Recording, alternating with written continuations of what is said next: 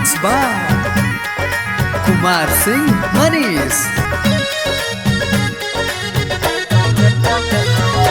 चहल है फागुन मा छोरी गे, अच्छा हो जैतो तोर गवनमा।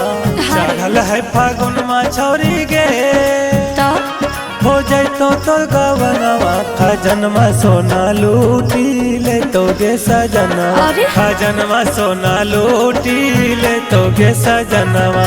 काहेल फटो छाते का डाल कर जरा, काहेल फटो छाते का डाल कर जरा। आ भागा पिया झूठा खैतै रे खजनवा, आ भागा पिया झूठा खैतै रे खजनवा।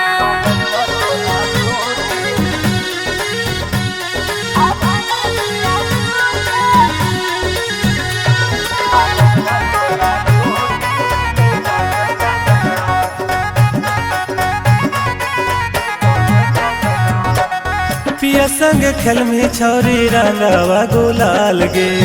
चूम ले तो होठ सोना चूम ले तो गाल गे। हे रे ए पहिले से तू रही एक नंबर माल रे, तू ही करे हाथी कर धमी साल रे।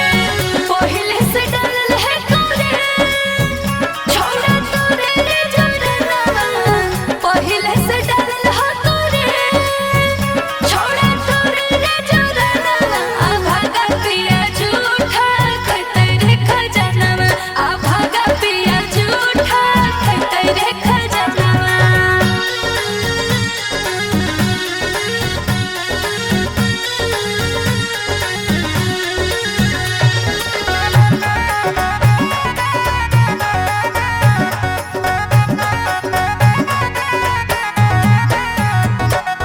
कुछ दिन बाद चली जमी गे नैहरावा।